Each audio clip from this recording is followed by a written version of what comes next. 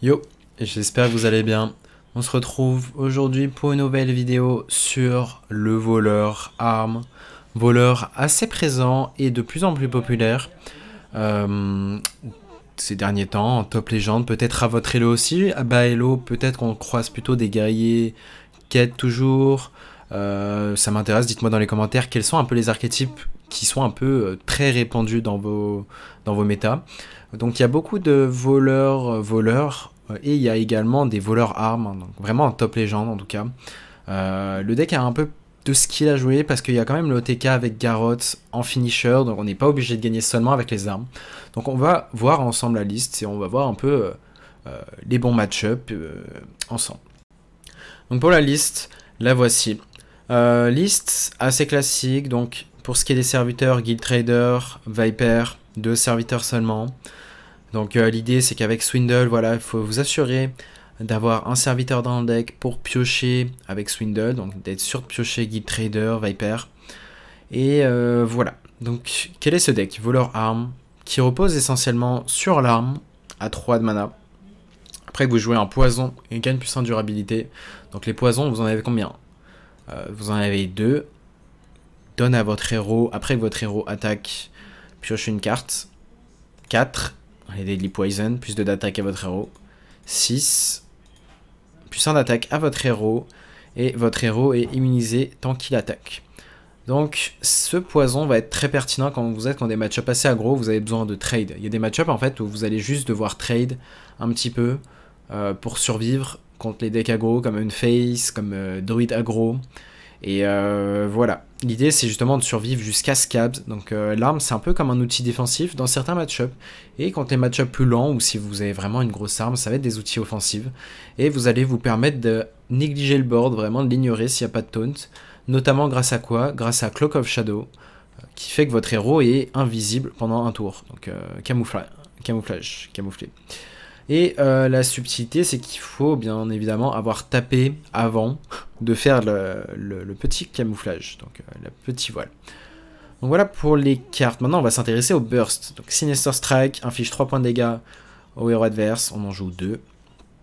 Avec ça, les petits stabs infligent 2, donc s'améliore quand vous avez 5 de mana. À 5 de mana, c'est inflige 4. À 10 de mana, c'est inflige 6. Et avec Guild Trader, donc c'est l'idée en fait. Quand vous êtes sous scab, quand vous avez joué un peu votre scab en late game, donc très souvent vous piochez tellement, en fait il y a tellement de cartes de pioche, que ce soit Cutting Class, Arnaque, les passages secrets, souvent vous allez jouer passage secret sur 4 si vous n'avez pas d'armes pour chercher des poisons, ou simplement pour chercher d'autres cartes, d'autres poisons. Et voilà, donc vous avez un outil de filtrage de deck très important, c'est très rare de blanc, ça arrive hein, de faire des sorties sans armes. Et justement, le plus dur, ça va être d'essayer de gagner quand même sans armes. Parfois, il faut improviser, c'est-à-dire qu'on va même pas chercher à booster cette arme, on va improviser une arme soi-même, juste pour, voilà. Parce que dans tous les cas, ce qu'il faut savoir, c'est que même si le deck a l'air de reposer essentiellement sur l'arme, bah, vous avez quand même moyen de, voilà, rentrer quelques dégâts juste avec des armes, comme ça, une arme faite à la main. Et en late game, bah, Guild Trader plus les garrottes.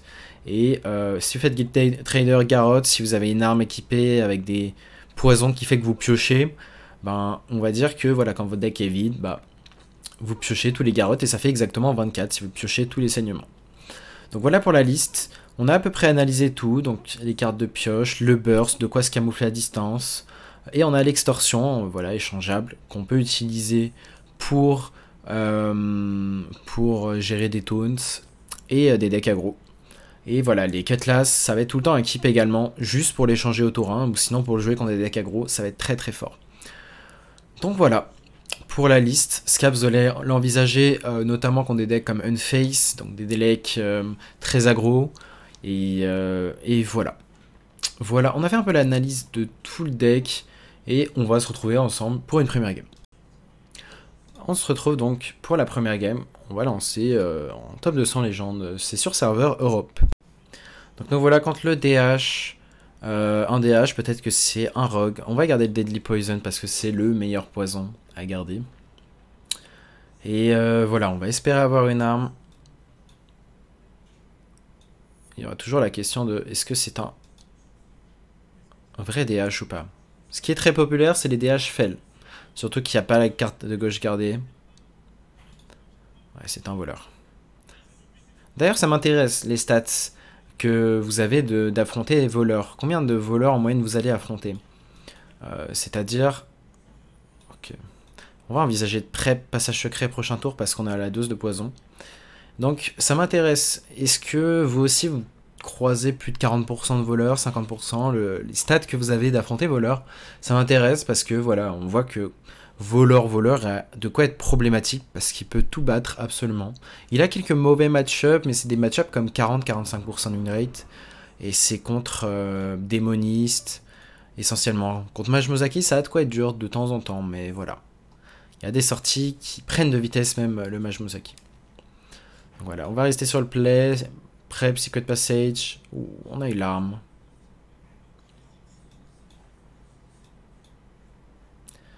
On a eu l'arme ici. On y va.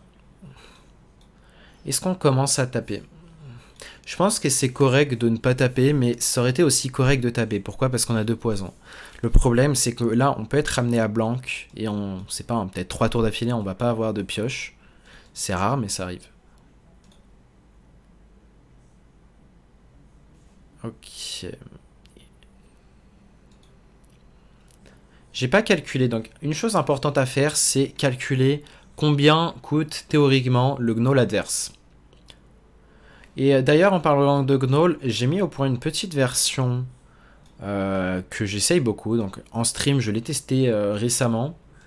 Et quelle est cette version? C'est une version de Voleur Garrot. Donc je sais que beaucoup ne m'arrêtent pas de me demander est-ce que Voleur Garrot c'est mort. Beaucoup aimaient le deck, hein. Peut-être que je vous ai aidé à aimer le deck si c'était pas déjà le cas par vous-même. Et voilà, là je suis en train d'essayer de finaliser une version et je pense en avoir finalisé une vraiment bonne. Donc si vous voulez que je vous la sorte très bientôt, je peux la sortir très bientôt parce que globalement je pense qu'elle a fait ses preuves. Je l'ai testé un peu en tournoi et globalement très satisfait par la liste et franchement... ça fait plaisir de retrouver les sensations de Voleur Garrot, un peu de skill dans cette méta où voilà, où certains decks. Je dis pas que c'est un deck sans skill, hein, le deck Gnoll, hein, au contraire, hein, si vous jouez mieux que l'adversaire, pardon, ben dans tous les cas, vous allez optimiser vos chances. Tout est une affaire de win rate et de comment dire d'optimisation. Donc voilà, si vous optimisez mieux que votre adversaire en général, ben, vous allez juste avoir l'ascendant. Et c'est juste qu'avec Voleur Garrot, les gens galère tellement de manière générale à apprendre le deck que là, c'est vraiment là qu'on voit un peu qu'on peut prendre l'ascendant sur l'adversaire. Et voilà. C'est plutôt en ça qu'on peut dire. J'irais pas vraiment jusqu'à dire que certains decks sont sans skill ou on va dire il y a des decks juste plus faciles à prendre et il faut des decks comme ça. Mais quand ils sont vraiment trop forts et que le meilleur deck de la méta, c'est un deck qui est très facile à prendre, ça peut être problématique, je trouve. Ok, donc là, on va pouvoir scab sur 7. Il n'y a pas beaucoup de pression, on n'est pas obligé de clock. Et voilà, on aurait même pu envisager de lâcher le stab, de le mettre à 16 PV. Prochain tour, on le remet à 15. Tant qu'il n'y a pas de vipère, là, a priori, il n'y aura pas de vipère possible. On le met à 15, 11, 8. Donc là, tout ce qui va nous manquer, c'est 3 de burst ou un poison. Parce qu'on va cloak into scabs. Et il va nous manquer un poison pour mettre un coup de plus à face. Extorsion, ça va pas être intéressant, donc on va juste trade. On va trade à nouveau ça. Ou une autre Cloak of Shadow. Et il n'y a que 9-10 de dégâts sur le board. Le problème qu'on peut avoir, c'est que là, voilà, sur le spot, j'ai envie de cloak. Et dans tous les cas, je pense que voilà, on peut se permettre de lâcher ça. Le stab, si prochain tour on veut Secret Passage. Et voilà, dans la plupart du temps, on va juste scab prochain tour. Et voilà, si counter scab, ce qu'on va faire, c'est juste... Bah, on va rejouer la deuxième Cloak of Shadow. Et on va jouer les cartes camouflées. Donc les 2 cartes camouflées, ça fait 8 d'attaque en fait. 8 d'attaque de setup par le scab, c'est très fort. Donc normalement, ça devrait être échec et mat. Hein. À moins d'une génération de sorts sur ce one fifth, ça devrait être checkmate.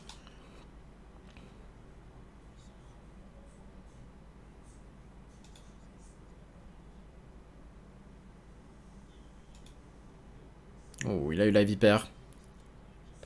Donc voilà, même s'il a eu la vipère, là, concrètement, s'il a pas scabs, il a perdu. Après, il peut avoir, voilà, il peut piocher Fire Sale. Malheureusement, là, cette vipère est assez problématique. Et on a des outs.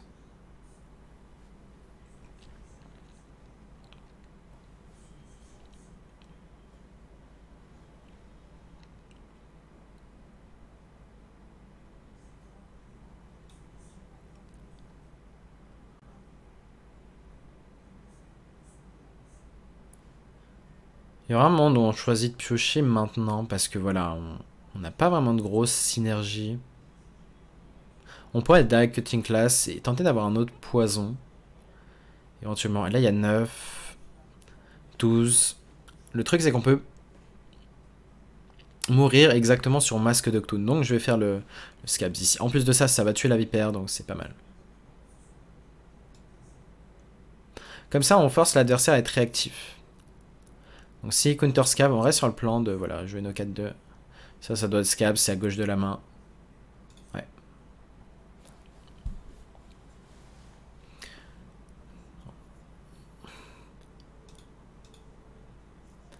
La question maintenant, c'est est-ce qu'on peut mourir sur le spot? Ça reste très compromis normalement de mourir. Hein. Donc là, c'est le genre de sortie, ok, on a une arme et tout, mais on n'a pas eu de poison pour piocher. Donc d'habitude, vous filtrez beaucoup le deck grâce à ce poison. Mais malheureusement, ici, c'était pas le cas. Donc il y a 12. 12, ouh. Secret Passage.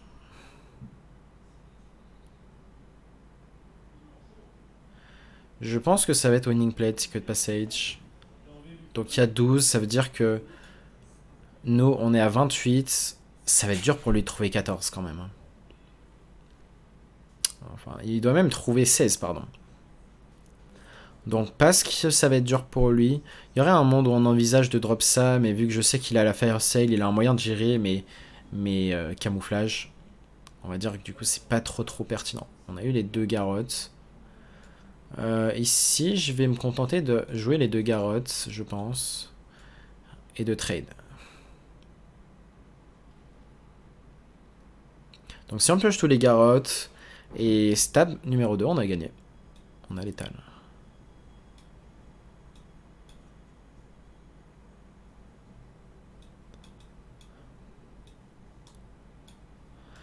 Donc voilà, là on va manquer malheureusement de dégâts un petit peu, mais on a le cutting class en main.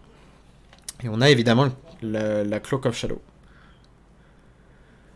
Donc là, on a l'info sur les sorts de mage, donc Fire Sale et Cram Session. Il n'y en a pas eu plus qui ont été découverts, donc là il n'y a plus de sorts en main. Et voilà, ça veut dire qu'on peut pas mourir à distance, à moins d'une génération aléatoire. Mais c'est très rare hein, de mourir quand vous êtes camouflé. Donc là on a un tour en fait. On a un tour pour trouver 2 de burst. Sachant qu'on a de la pioche. Donc là on va Hero Power pioche, prochain tour. Et là, un seul fragment pioché, un seul saignement pioché et c'est létal.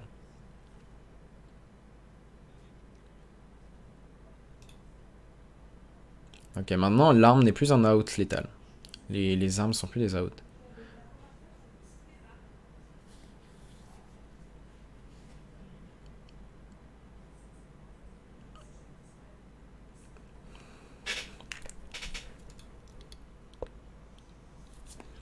Il va en profiter pour mettre des dégâts face. Ok.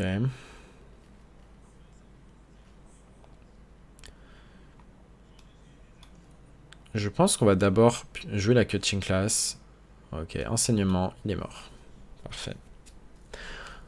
Bon voilà, là la sortie était assez lente, on va dire, donc on a bien pu prendre notre temps. Hein. Malgré la vipère, bah, c'était un peu trop tard. C'était trop là, on l'avait beaucoup tabassé. Ok, deuxième game contre un chaman. Bon, ça peut être un voleur, surtout qu'il n'a pas le skin doré. Donc, quand je vois une animation, un autre skin, mais que c'est pas doré, pour moi, c'est une maestra qui n'est pas maestra dorée. Donc, intéressant. Je vais envisager de garder prep, arnaque. Après, l'avantage de l'arnaque, en fait, c'est que... non, je vais renvoyer tout le reste. Pourquoi? Je vais full mulligan pour du poison. Parce que sur passage secret, c'est très bien d'avoir la prep. Surtout que j'en joue qu'une seule. Donc voilà. J'estime ne pas avoir besoin. C'est mieux d'avoir les cartes échangeables comme celle-là. Donc on va voir hein, s'il échange quelque chose. Oh, c'est un Shaman Quête. Shaman Quête, malheureusement, c'est un des pires match-ups du deck. Ok, on a le passage secret. Est-ce qu'on envisage de lâcher un stab maintenant? Parce que ça voudrait dire que... Je pense que je vais le faire. Pourquoi? Ça veut dire que prochain tour, on peut Shank, donc l'arme, et pièce passage secret prochain tour. Ça veut dire que pour le passage secret, au lieu de pièce arme into passage, bah, on n'aura pas 2, mais 4 de mana.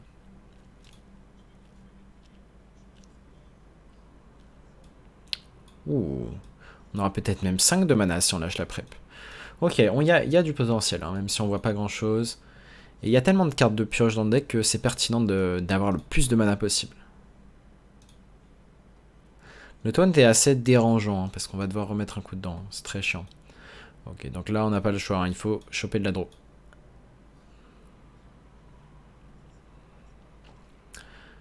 Je vais d'abord échanger celui-là. Quoique non, c'est peut-être pas correct.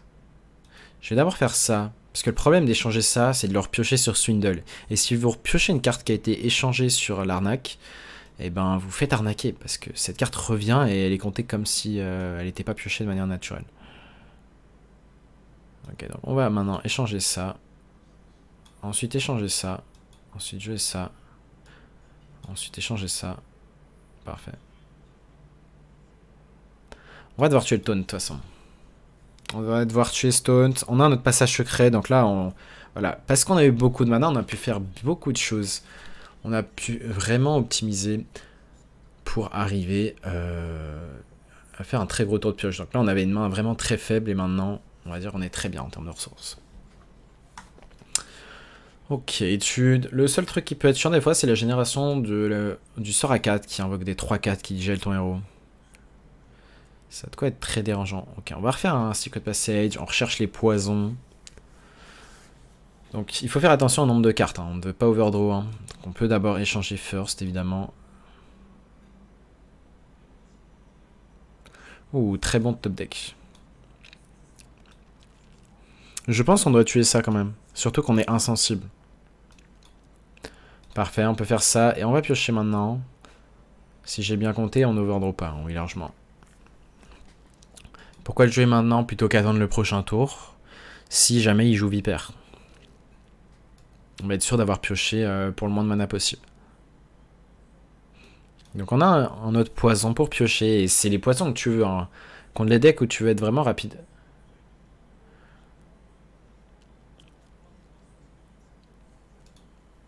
Ok.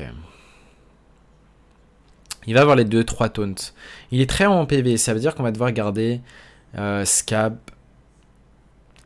pardon, le petit sort qui inflige 2. Donc là, ce qu'il faut partir, vous partez du principe que vous avez 24 en late game. Garrot, Guild Trader.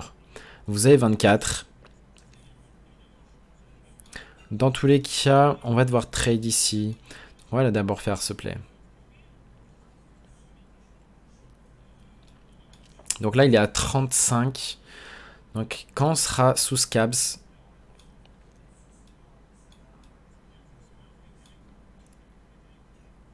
Extorsion. Il y a un monde où on fait la Cloak of Shadow, comme ça on lui donne pas de cible pour nous smork, parce que souvent quand tu joues Shaman Quête, tu joues des cartes qui ciblent justement les Roadverse. Et la Vipère qui va faire très très mal malheureusement. La Vipère fait très mal.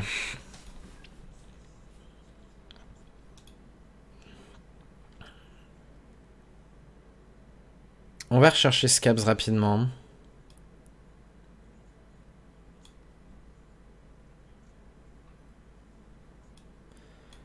Est-ce qu'on échange ça?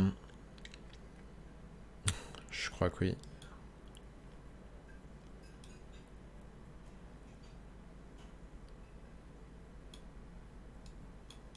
J'ai envie de rééchanger. J'ai vraiment envie de trouver ce Scabs. Ouh. On a chopé l'autre arme. Je pense que le winning play c'est quoi? C'est de jouer cette arme, ouais. Il y a des chances qu'on meure sur ce spot spécifique.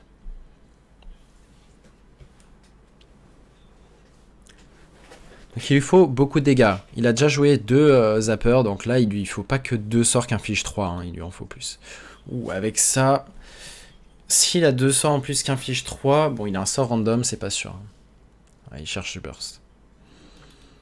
Donc voilà, on a 24, ce que je vous ai dit en early, on a 24.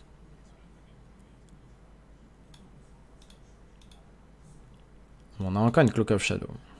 Ok, ça va qu'il n'a pas eu le inflige 6. Hein. Ça a été problématique. Donc voilà. 24. Il faut trouver un moyen de faire les 5 supplémentaires. Plus le stab. Avec le stab, ça fera 30 pile. Si on est sous Guild Trader. On va piocher ici. Ok. Je pense que je vais changer ça. On a Scaps, ce qui est très bien. Je vais faire Sinister Strike, pardon.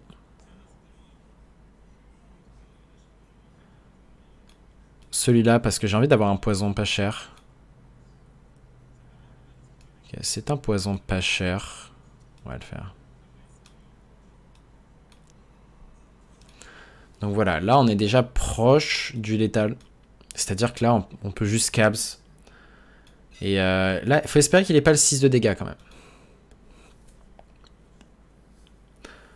Question c'est est-ce qu'on peut le tuer?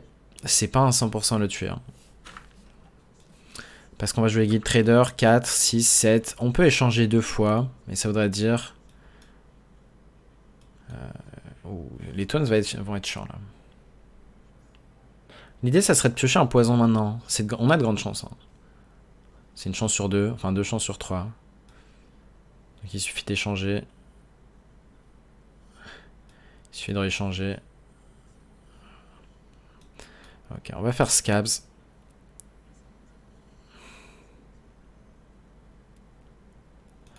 Donc ici, voilà, on va faire poison. Il est à 24 piles. Là, il est range pile. Bon, après, il y a les risques qui nous tuent. Hein. C'est pas sûr, hein, il n'est pas sous quest. Mais voilà, on n'est pas à l'abri. Parce que sa main est full. Il y a pas mal de cartes qu'on sait qu'elles sont pas impactantes sur le fait de nous tuer. Donc là, normalement, il ne devrait pas pouvoir se soigner. Donc ça devrait être un quasi 100% létal. Parce qu'on va jouer Guild Trader, Garrotte, et on va faire que échanger. On va faire que échanger de façon à piocher tous les saignements. Et si vous piochez pas tous les saignements, c'est très unlucky. Parce que plus vous faites d'échangeables, plus il y a de chances de... Plus il y a de chances quand même de les piocher. Ouh, on a brûlé 2 cartes de burst ici. Bon, j'imagine que ça devrait être échec et mat du coup. Ou peut-être pas s'il a le petit overdraft.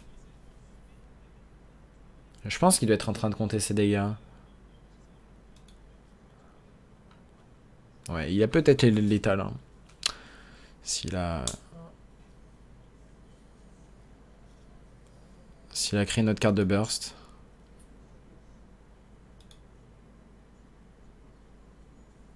Ouais, c'est létal. Et malheureusement, s'il ne tue pas ici, on voit qu'on a létal. Donc ça joue vraiment à pas grand chose. Ça joue au fait qu'il a eu la vipère qui nous a fortement ralenti. Sans cette vipère, et on peut voir en fait que même s'il y a une vipère, c'est largement possible de survivre en fait. Enfin d'aller jusqu'à la fin du deck pour ensuite setup l'OTK avec Garrotte. C'est comme si c'était un voleur Garrotte, mais on pioche de différentes manières.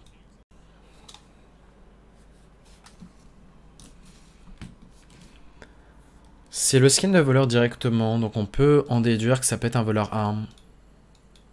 Ça peut fortement être un voleur arme. J'ai envie de garder ce poison. Donc là, si on fait Secret Passage et qu'on a l'arme, on est bien. Puisqu'on a beaucoup de poison encore.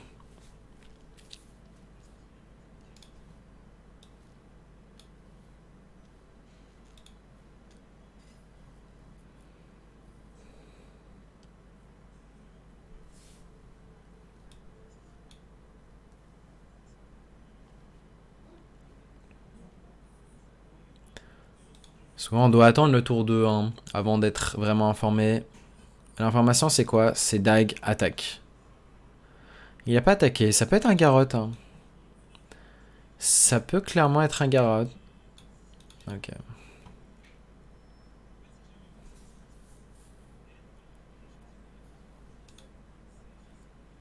Ok, c'est un voleur arme. Généralement, quand ça tape pas, c'est que c'est pas un Garrotte. Enfin, c'est que c'est pas un voleur arme. Ok. Pièce, Secret Passage. On a notre arme.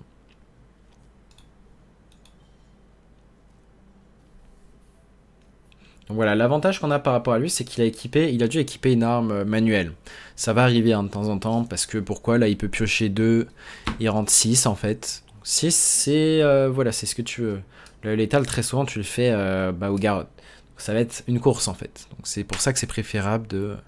Enfin, t'es pas obligé de garder tous tes poisons spécialement pour l'arme à 3. Ah, la vipère par contre...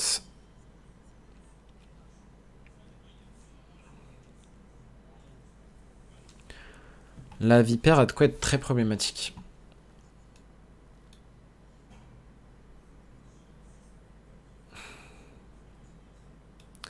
J'aime bien lâcher la prep pour piocher maintenant.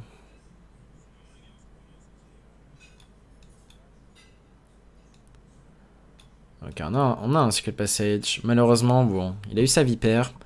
Et on joue aussi, nous aussi, une vipère hein, dans le deck. Donc à tout moment, si on a Arnax, c'est une chance sur deux de piocher vipère. C'est les avantages de voilà, connaître son deck. Si vous avez Guide Trader, c'est 100% de chance d'avoir la vipère. Ok, il a un autre poison.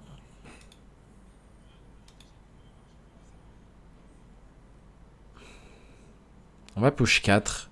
Externe. Il nous push beaucoup quand même. Hein. Il a même pas besoin d'une vraie arme. L'avantage, c'est que normalement, il a plus ce poison. Ah, il nous tabasse beaucoup. Prêt pour un autre Gara? On dirait. Ok.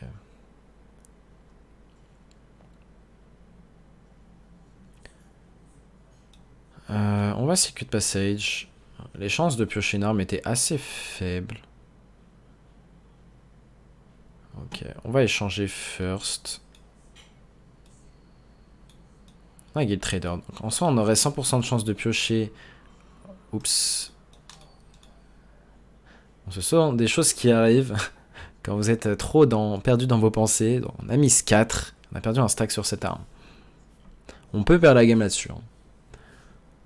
Et voilà, on va rester du principe que pour l'apprentissage et voir si on a bien joué le mirror, là il est à 24. Et voilà, on aime bien se donner des petites difficultés de temps en temps. Je pense pas qu'il va Cloak of Shadow. Peut-être que ça la bait au final, c'est qu'il va se dire ok, j'ai pas besoin de Cloak of Shadow. Mais ça a de quoi être chiant, hein, parce que ici c'est notre seul moyen de pioche. Notre espoir c'est que vraiment il blanque là. Donc là il all-in un peu ses ressources.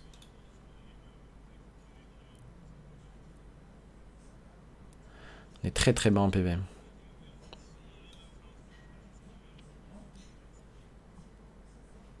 On va échanger ça first. On va maintenant échanger ça.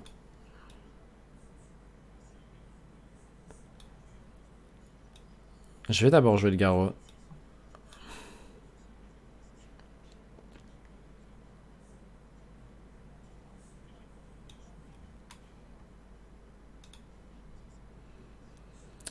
Ok, on a double Cloak of Shadow. Donc là, on peut mourir seulement par les bleeds à distance. Donc c'est pour ça qu'il faut essayer d'être assez en PV de manière à pas mourir sur les petits saignements. Ça ressemble à un top deck Secret Passage. Non, c'est un top deck arm. Il aurait dû échanger first. Est-ce qu'il va cloak? Il va cloak. Donc là, ça va être greedy, mais je vais scabs.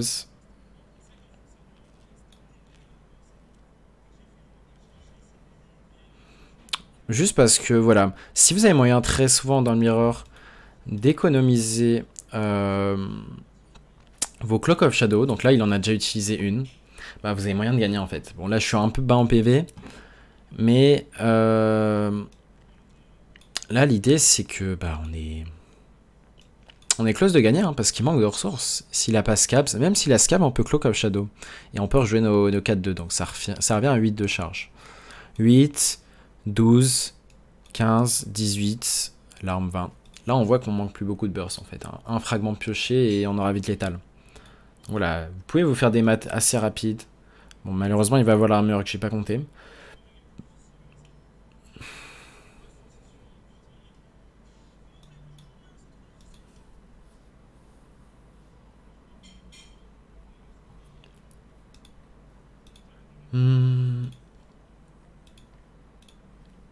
Il hésite à aéroport quelque chose, je sens. Peut-être que c'est un garrot. En tout cas, ouais. La lecture qu'on a, c'est que vraiment, il a l'air de manquer de ressources.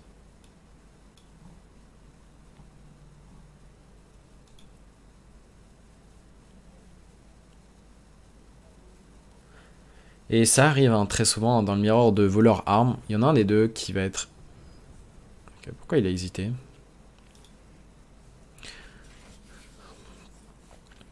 Ok. On va faire ça. On a eu un poison, ce qui est parfait. Je crois qu'on va overdraw 1. Donc ici, c'est pas grave, c'est acceptable. L'idée, c'est de setup un kill. Je pense pas qu'on peut le tuer mathématiquement prochain tour. Ça voudrait dire quoi? Guild Trader, 6, 12, 17, 22, 24, 28. Ok, on peut le tuer si on n'est pas mort. Ah, on doit être mort ici. Ah, c'est peut-être pas un 100%. Voilà, comment se passent les moves adverses, c'est là que tu peux sentir que c'est pas un 100%. Là, il doit réfléchir entre Secret Passage et faire autre chose peut-être, je sais pas.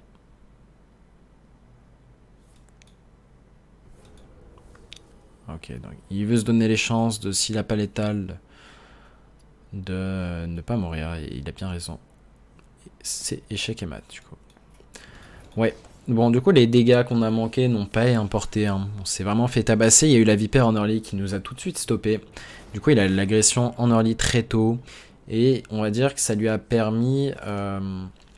voilà, le fait d'avoir fait une arme manuellement, bah, il n'y avait jamais eu d'occasion. On n'a jamais eu d'occasion de lui casser son arme, concrètement. Et puis, dans tous les cas, on n'a jamais eu la vipère en main. Donc, voilà. Il y a eu l'agression... plus la tempo de la vipère qui a été très fort. Shaman. Regardez seulement le cutlass.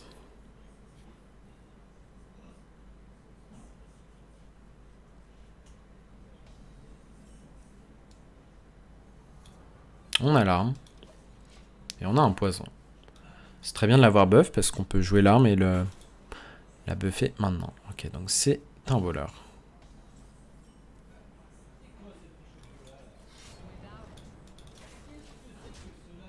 On va sans doute équiper l'autre arme prochain tour.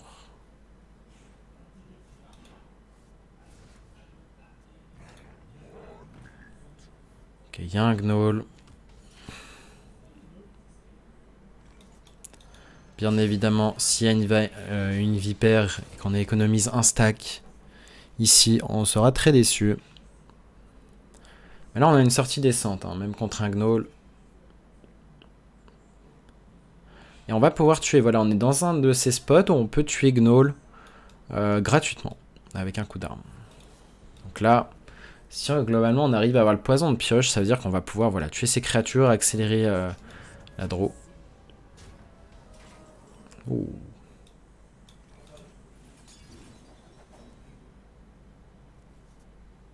J'ai pas envie de Secret Passage maintenant parce que j'ai peu de mana.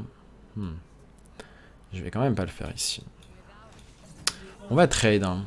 Ça me paraît pertinent de trade quand tu sais que tu vas pas te faire déborder. Et que tu peux voilà, tranquillement garder la gestion de board. Attends, pourquoi on joue Guild Trader? Ça m'a l'air d'être la version hybride. C'est en effet la version hybride. Du coup, on va faire attention. J'ai pas forcément envie de passage secret maintenant, du coup. Là, vous allez vous demander pourquoi. Parce que la version joue une vipère aussi. Et ce qui s'attend, c'est que justement, je fasse un tour où je fasse des gros poisons. Et pour éventuellement casser mon arme. Donc ouais, c'est ça. C'est la version hybride.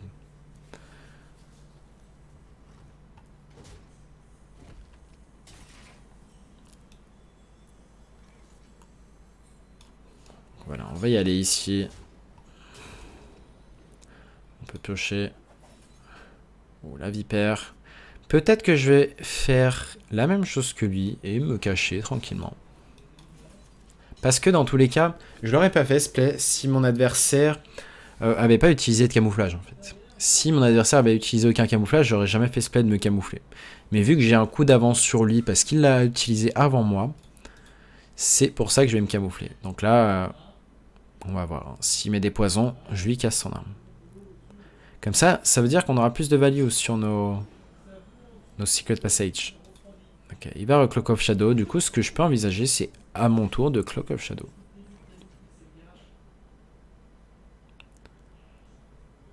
Et je vais même envisager de lâcher la vipère ici. Après, je peux ne même pas Cloak of Shadow. Hein. Comme ça, je garde cette Cloak of Shadow. Et je pense que je peux même me permettre de lâcher... C'est discutable, c'est discutable. Là, pour l'instant, en fait, c'est le tour de Scabs. Vu que c'est le tour de Scabs, il peut me remonter la vipère. C'est pour ça que c'est pertinent de la jouer ici. J'ai pas envie d'all-in mes poisons. Ok, je pense qu'on est tellement devant qu'on peut se permettre de garder nos Secret Passage. Même si on pourrait piocher. J'ai envie de les garder.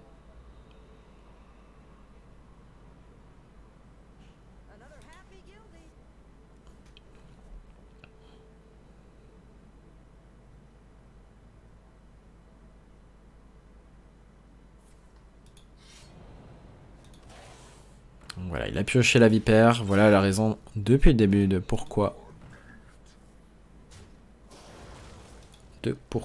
on n'a pas all-in dessus.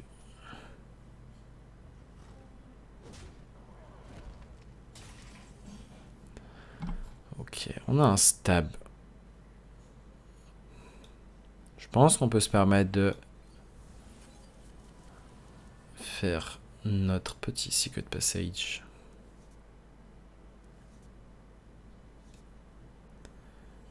Ici, j'ai bien envie de Scabs. Pourquoi? Parce que derrière, j'ai, il me reste une Cloak of Shadow. Lui, il en a plus.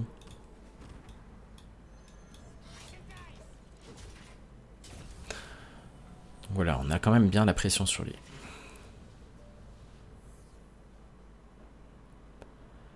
Est-ce qu'il va vouloir casser mon arme? Faut voir. S'il fait Scabs, peut-être.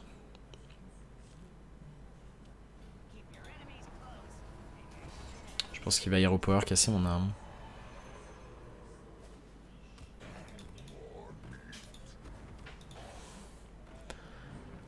Ok, donc là, c'est comme si c'était 8 de dégâts. Ça, c'est 6.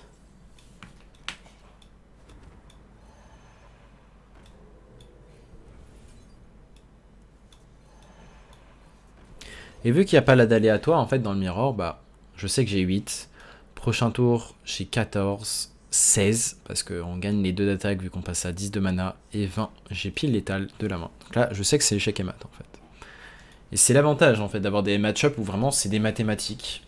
Tu sais que s'il n'y a plus de Cloak of Shadow, c'est le seul paramètre à prendre en compte, bah, il n'y a pas d'aléa, en fait. On est à 26, on est hors range de juste mourir avec Garo. Et les kill traders.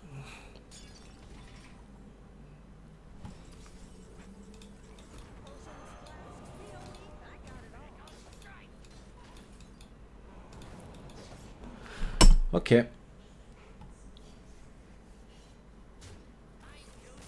Donc voilà, il a dû utiliser ses Cloak of Shadow très tôt. Bon, le tour 3, je pense qu'il était très overreact. Hein, quand il avait peu de mana et qu'il l'a utilisé. Pour moi, c'était très overreact. Donc voilà, on a fait le tour de cette decklist. Je vais pas non plus m'attarder dessus. Après, je risque de la jouer de temps en temps en stream. Donc n'hésitez pas, hein, si vous passez pas sur mes streams, n'hésitez pas pour plus de contenu à venir sur mes streams. Je stream au minimum tous les 2 jours hein, quand c'est possible, voire tous les jours quand vraiment j'ai le temps. Et puis voilà. Globalement, bah là, les week-ends d'Open Cup ont repris, donc je commence à avoir vraiment les decks très forts. Donc, les decks à vous présenter, à vous apprendre. Et un des premiers decks vraiment qui a été coup de cœur, que j'ai envie de vous présenter, c'est un chaman. Donc, ça risque d'être une des prochaines vidéos, donc restez à l'affût. Sur ce, je vous dis à la prochaine pour une nouvelle vidéo. Et tchuss.